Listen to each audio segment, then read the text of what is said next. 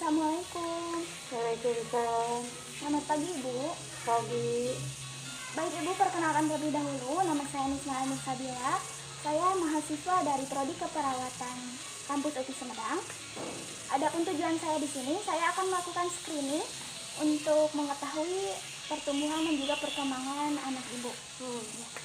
Baik, Ibu, nama anak Ibu siapa ya? Raja. Nama ayahnya siapa ya, Ibu? EF. Nama Ibu ini? Depi. Baik, tanggal lahirnya Adek kapan ya, Ibu? 1 Desember 2019. Baik, berarti sekarang usia Adek 15 bulanan ya, Ibu? Ya. Ya. Baik, Ibu, adapun sekarang saya akan melakukan pemeriksaan. Yang pertama adalah berat badan, yang kedua tinggi badan, yang juga yang ketiga lingkar kepalanya, Ibu. Ya. Untuk waktunya saya membutuhkan kurang lebih 10 menit. Apakah Ibu bersedia? Bersedia. Ya, terima kasih, Ibu. Ya. Ya, berapa? 8 kilo, 85. Dah. Yuk, diukur tinggi badan yuk. Aduh. Tos tinggi badan nih, Badannya berapa ya? 71 cm. Selanjutnya mengukur lingkar kepalanya ya, Dek. Maaf ya. Ya. 47. Baik, Ibu, selanjutnya saya akan melakukan tes KPSP ya kepada anak Ibu. Yang pertama, berikan 2 kubus tanpa bantuan. Apakah anak dapat mempertemukan 2 kubus kecil yang dia pegang?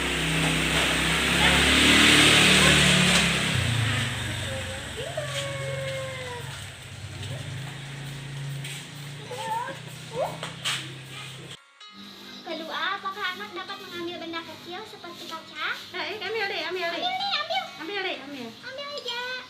Ambil lagi, ambil.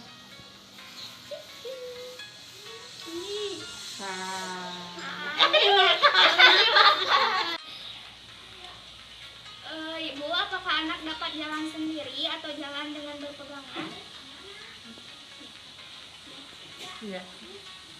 Tanpa bantuan, apakah anak dapat bertepuk tangan atau melambaikan tangan?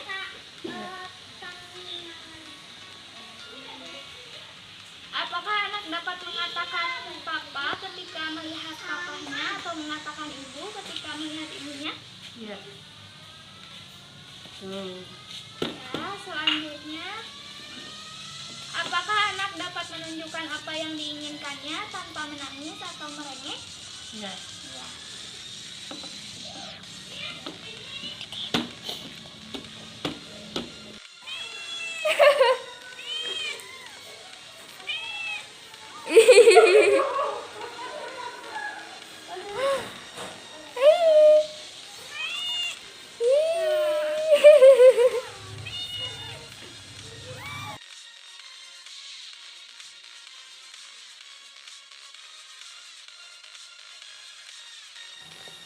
Baik, Ibu, tes screening kepada Adik Eja sudah selesai ya, Ibu. Dapat disimpulkan bahwa Adik Eja ini memiliki pencapaian pertumbuhan dan perkembangan yang baik dan juga normal. Tidak ada penyimpangan dan juga tidak ada kemampuan yang diragukan. Dapat disimpulkan tadi juga Adik Eja gerak halusnya normal ya, Ibu. Dapat memindahkan kubus, terus dapat mengambil benda kecil seperti kacang. Terus gerak kasarnya tadi dapat berdiri sendiri dan juga dengan berpegangan.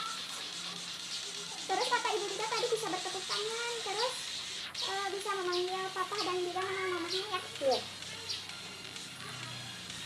Untuk gerak kasarnya tadi dapat berdiri tanpa dipegang, terus tanpa berpegangan dan menyentuh lantai dapat mengambil kubus. Dan jalannya Adik Eja juga tidak terhuyung-huyung ya, Ibu. Iya. Baik, Ibu, terima kasih atas waktunya. Mohon maaf ya, Ibu, atas segala kekurangannya. Assalamualaikum warahmatullahi wabarakatuh. Dadah. Assalamualaikum warahmatullahi wabarakatuh. Waalaikumsalam warahmatullahi wabarakatuh. Selamat pagi Ibu. Pagi. Baik Ibu, pertama-tama perkenalkan terlebih dahulu, nama saya Niswa Nur Sabila. Saya dari Prodi Keperawatan Kampus UPI Sumedang ya Ibu. Ya. Baik Ibu, pada kesempatan kali ini saya akan melakukan penyuluhan mengenai penanganan bayi dengan berat badan rendah menurut pemberian ASI ya, masalah pemberian ASI. Adapun ini brosurnya Ibu bisa dibaca ya. Ya. Baik, apakah ini benar dengan Ibu Dina? Benar. Iya. Apakah Ibu mempunyai anak yang usia 10 bulan itu ya Ibu ya? Ya. Ya. Baik Ibu, saya akan melakukan penyuluhan kurang lebih 20 menit. Apakah Ibu bersedia? Bersedia. Baik. Ibu, adapun tujuan saya melakukan penyuluhan ini adalah diharapkan setelah melakukan penyuluhan ini Ibu dapat memahami, dapat mengerti apa yang saya sampaikan ya, sehingga Ibu dapat menerapkan dalam kehidupan sehari-hari mengenai penanganan bayi dengan berat badan rendah menurut masalah pemberian ASI ya. Tujuan khususnya saya mengharapkan Ibu itu bisa memahami apa itu berat badan ya, apa itu berat badan rendah setelah lahir. Terus yang kedua, apa sih penyebabnya sehingga bayi itu berat badannya rendah setelah lahir, dan juga apa sih penyebabnya sehingga bayi itu berat badannya itu tidak naik-naik gitu ya. Nah yang terakhir, tindakan pengobatannya untuk bayi dengan berat badan rendah menurut masalah pemberian ASI ya Ibu. Ya. Ibu, pada kesempatan kali ini saya akan melakukan penyuluhan ya Ibu. Sebelumnya, apakah Ibu mengetahui apa yang dimaksud dengan berat badan? Hanya sedikit. Oh iya. Saya sedikit akan menjelaskan ya Ibu. Jadi berat badan itu adalah, sebentar ini ada brosurnya. Ya Ibu bisa dilihat. Jadi berat badan itu adalah pengukuran dengan menggunakan antropometri. Ini itu sangat penting ya Ibu untuk tahap masa balita maupun masa bayi. Dengan berat badan itu kita bisa mengetahui adanya masalah dari gizi dan juga tumbuh kembang anak. Dengan berat badan kita itu bisa mengetahui adanya penurunan dan juga peningkatan jaringan dalam tubuh kita. Baik Ibu, nah selanjutnya saya akan sedikit menjelaskan mengenai BBLR. Apakah Ibu mengetahui apa itu BBLR? Tidak. Jadi BBLR itu adalah berat badan lahir rendah. Jadi saat bayi itu dilahirkan, ternyata bayi itu berat badannya itu kurang dari 2.500 gram. Itu bisa dikatakan BBLR Ibu. Apakah anak Ibu saat dilahirkan berat badannya normal? Normal. Oh iya, alhamdulillah. Mungkin pada saat ini berat badan bayi Ibu apakah naik atau tidak? Tidak. Tidak. Oh iya. Nanti saya akan jelaskan sedikit ya Bu. Nah Ibu, adapun ya penyebabnya mengapa gitu bayi saat dilahirkan itu berat badannya bisa rendah. Nah yang pertama ya Ibu bisa dibaca. Jadi yang pertama Ibu bisa mengetahui berat badan bayi rendah itu bisa disebabkan oleh ibunya. Ibunya memiliki riwayat penyakit preeklamsi, hipertensi dan juga gizi buruk. Terus yang kedua, si ibu itu mempunyai penyakit atau infeksi saat kehamilan. Yang ketiga, ibu itu mempunyai penyakit keturunan atau genetik ya. Terus cacat bawaan, atau bisa juga saat ibu hamil itu gizi ibu atau berat badan ibu itu sangat kurang. Jadi sehingga dapat menyebabkan berat badan bayi saat lahir itu rendah. Terus yang terakhir, saat ibu hamil, namun ibu hamil kembar ya. Nah itu juga dapat sebagai salah satu faktornya ibu. Nah yang terpenting adalah sekarang itu penyebabnya mengapa bayi yang setelah lahir namun berat badannya itu tidak naik. Jadi tanda tanya kan ya. Nah yang pertama penyebabnya itu bisa salah satunya adalah perlekatan saat bayi itu menyusui. Apakah saat bayi ibu menyusui ibu tahu bayi ibu merasa nyaman atau tidak? Tidak. Oh iya. Nah itu bisa menjadi faktornya ya ibu. Perlekatannya itu harus diperhatikan. Perlekatan saat bayi menyusui. Terus yang kedua menyusuinya itu apakah bayi ibu menyusuinya jarang? Tidak. Tidak. Jadi sehari itu 8 kali ya ibu. Oh iya. Bagus. Terus selanjutnya bayi bisa merasa tidak nyaman. Kenapa merasa tidak nyaman? kemungkinan besar adanya infeksi di area mulut bayi, adanya luka atau terus di area mulut bayi. Nah, selanjutnya pemberian ASI sedikit dan juga lambat. Kenapa pemberian ASI sedikit dan juga lambat? Mungkin itu bisa disebabkan dari orang tuanya atau dari ibunya.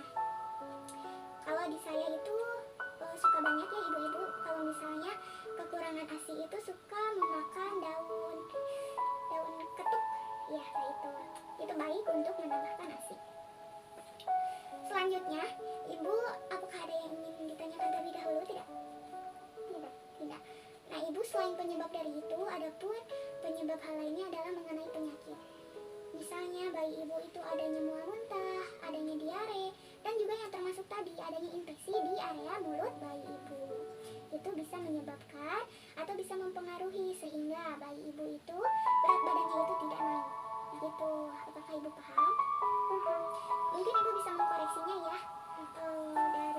Mungkin dari segi memberi ASI. Dan kali ini saya akan memberikan sedikit ya ibu pengetahuan tentunya untuk ibu agar ibu bisa melakukan tindakan pengobatan kepada bayi ibu. Yang pertama adalah asuhan dasar kepada bayi muda. Yang pertama itu ibu harus memberikan ASI sesering mungkin. Itu sangat diperlukan. Lalu sebelum ibu melakukan tindakan, ibu harus mencuci tangan sebelum dan sesudah memegang bayi. Terus ibu minimal 8 kali dalam sehari, siang ataupun malam, itu ibu menyusui bayi ya. Menyusui bayinya itu secara bergantian dari payudara kanan dan juga payudara kiri. Jika bayi ibu itu tidur, misalnya tidur siang ataupun malam selama 2 jam atau 3 jam, sebisa mungkin ibu bangunkan agar ibu bisa menyusuinya gitu. Apakah ibu ada yang ingin ditanyakan terlebih dahulu mengenai hal ini? Tidak. Apakah sudah jelas? Jelas. Baik, kita langsung saja ada tindakan selanjutnya, yaitu mengenai posisi menyusui yang baik dan juga benar. Ibu bisa melihat ini. Nah, yang pertama itu ibu harus memegang posisi bayi ibu itu dengan baik dan benar. Ini saya pakai boneka saja karena bayi ibu mungkin sedang tidur ya, tidak usah diganggu ya. Yang pertama itu ibu harus memegang bayi itu jangan memegang bayinya ada di posisi seperti ini, di leher dan juga bahu saja satu, tetapi harus memakai tangan kanan juga untuk merangkul panggulnya agar bayi merasa nyaman ya. Nah, selanjutnya kepala dan tubuh bayi itu sebisa mungkin diluruskan, terus hadapkan bayi ke dada ibu begini, sehingga hidung bayi itu berhadapan dengan puting susu. Dekatkan badan bayi ke badan ibu. Terus yang kedua, cara melekatkannya, bayi ibu hendaknya menyentuh puting susu ibu ke bibir bayi. Menunggu sampai mulut bayi ibu itu terbuka besar, bibir bawah bayi membuka lebar. Nah, nanti si areola, ibu tahu areola? Tidak. Jadi areola itu adalah sekitar bintik-bintik hitam di sekitar puting. Nah, itu areola. Tampak lebih banyaknya itu adalah di bagian atas daripada di bagian bawah. Nah, yang ketiga, bayi akan menghisap dengan efektif. Jika bayi menghisapnya itu secara dalam, sehingga bayi itu akan terasa nyaman gitu ya Bu. Teratur dan juga dapat diselingi dengan istirahat. Nah, bayi pada saat menghisap ASI ibu akan terdengar suara menelan ASINya saja, ya kan? Terus yang keempat, amati apakah perlekatan bayi itu posisinya itu sudah benar atau tidak. Misalnya belum benar, ibu bisa mencoba lagi dengan cara yang tadi saya lakukan, seperti itu ibu. Nah, baik, selanjutnya cara mengobati atau terus adanya luka di daerah mulut bayi ibu ya, atau di langit-langit. Nah, itu bisa mempengaruhi sehingga bayi itu malas untuk meminum ASI, sehingga penyebabnya dapat mengakibatkan berat badan bayi ibu itu rendah atau tidak naik-naik gitu. Yang pertama, lakukan 4 kali sehari dalam 7 hari. Cuci tangan sebelum melakukan tindakan kepada bayi ibu. Bersihkan mulut bayi dengan ujung jari ibu saja, dengan ujung jari ibu, namun terbungkus oleh kain bersih ya ibu. Langsung jari ibu itu dimasukin atau dicelupkan ke air yang hangat dan sudah berisi 1 sendok makan menggunakan garam. Kenapa harus garam? Karena garam itu diindikasikan dapat membunuh kuman, ya Ibu. Nah, jika pun Ibu ada, itu teteskan 1 mili saja suspensi nistatin. Ibu tahu apa itu? Tidak. Oh, jadi suspensi nistatin itu adalah sejenis obat penghancur jamur ya Ibu. Dapat menghilangkan jamur di area mulut, seperti di area bibir, mulut, terus di area langit-langit. Nah, itu baik ya untuk bayi Ibu. Semisal ada masalah di area mulutnya. Jika tindakannya sudah dilakukan, biasakan cuci tangan kembali. Begitu Ibu. Kita next lagi. Nah, yang keempat ini, Ibu misalnya ada hal-hal yang mengganjal pada bayi Ibu yang biasanya tidak terjadi pada bayi Ibu. Ibu harus segera mengambil tindakan, membawa bayi Ibu ke rumah sakit atau ke klinik terdekat. Seperti gerakan bayinya itu tidak aktif. Biasanya gerakan bayi kan aktif ya Ibu, namun ini jadi biasa saja gitu, banyak diamnya. Nah, itu perlu ditandatanyakan. Terus napas yang cepat, serasa terengap-engap ya. Terus ada sesak napas, sukar bernapas. Terus perubahan warna kulit, adanya sianosis atau kebiruan dan juga kuning. Nah, itu patut diwaspadai ya Ibu.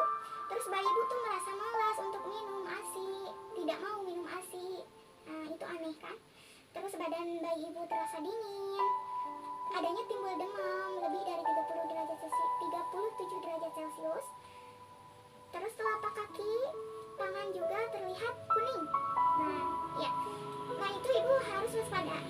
Segera mungkin Ibu harus membawa bayi Ibu ke klinik terdekat ataupun ke rumah sakit, karena takutnya terjadi hal-hal yang tidak diinginkan. Ya Ibu, ya seperti itu. Nah, Ibu, apakah Ibu ada yang ingin ditanyakan? Boleh ya? Tidak. Apakah penjelasan saya sudah cukup? Cukup. Baik Ibu. Jadi karena waktunya sudah hampir habis, maka saya akan menyimpulkan Ibu. Jadi Ibu, berat badan itu adalah pengukuran menggunakan antropometri yang sangat penting bagi bayi dan juga balita. Dengan menggunakan berat badan, kita dapat mengetahui adanya kelainan dari gizi atau tumbuh kembang anak. Dengan berat badan kita mengetahui adanya pertumbuhan atau penurunan dalam jaringan tubuh kita atau dalam tubuh anak kita, ya Ibu.